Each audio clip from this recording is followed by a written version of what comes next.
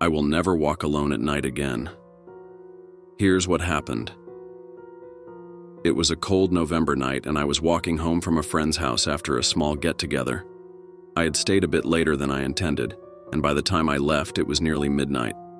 My neighborhood was usually pretty quiet, but the streets were unusually empty that night, with only the occasional distant hum of a car passing by. I wasn't too concerned at first. It was only a 10-minute walk back to my place, but I soon came to regret taking that shortcut. To save some time, I decided to cut through a narrow, poorly lit alleyway that ran between 2 rows of old apartment buildings. I had walked through it plenty of times during the day, but at night, it looked completely different. The darkness seemed to swallow up the light from the lone flickering street lamp in the middle of the alley, casting long, warped shadows against the walls. A gust of icy wind cut through my jacket and I pulled it tighter around me, shivering as I picked up my pace. As I walked deeper into the alley, an uneasy feeling settled in the pit of my stomach. I felt like I was being watched. I tried to shake off the paranoia and kept moving, but then I heard it. Footsteps. Faint, but unmistakable, coming from somewhere behind me. I stopped and glanced back, but there was no one there, just the dark, empty alley stretching out behind me. I quickened my pace, my heart starting to beat a little faster. The footsteps came again, louder this time, as if whoever or whatever it was had gotten closer. I spun around, my eyes scanning the darkness, but there was still nothing. I stood there, my breath visible in the cold air, trying to calm the panic rising in my chest. It was just my imagination, I told myself, the echo of my own footsteps. I continued walking, almost at a jog now, when a voice cut through the silence. It was low and raspy, barely more than a whisper. "You're not alone." I froze, my skin prickling with fear. The voice seemed to come from everywhere and nowhere at once, echoing off the walls. I spun around and that's when I saw it. At the far end of the alley, just beyond the reach of the flickering street lamp, stood a tall figure cloaked in shadow.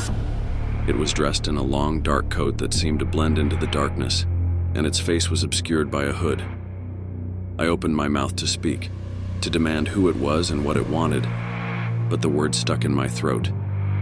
The figure began to move slowly toward me, its footsteps echoing unnaturally loudly like they were right next to my ear. Panic surged through me and I turned and ran. I sprinted back toward the main street, my footsteps pounding against the pavement, but the figure's footsteps seemed to match mine as if it were right behind me. I could hear that same whispering voice now, though I couldn't make out the words. It was like a hiss, a chant almost that grew louder and more frantic the faster I ran. As I reached the end of the alley and stumbled onto the main street, I dared to look back. The figure was gone.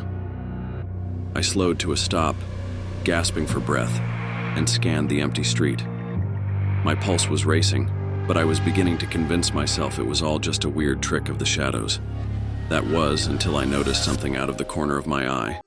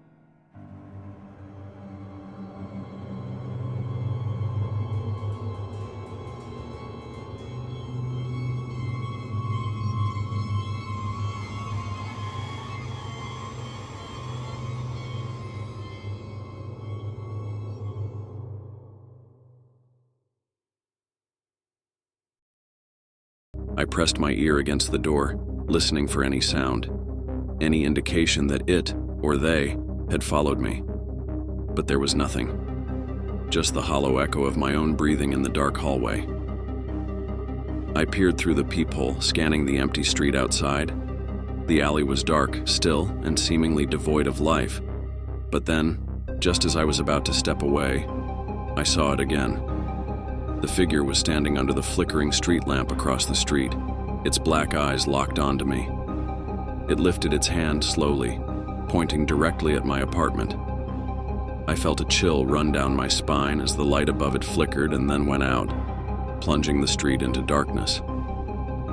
I didn't sleep at all that night. I kept the lights on and stayed as far away from the windows as possible. The next morning, I tried to convince myself that it was all just a nightmare, a figment of my imagination brought on by the late hour and the unsettling alley. But deep down, I knew it wasn't just a trick of the mind.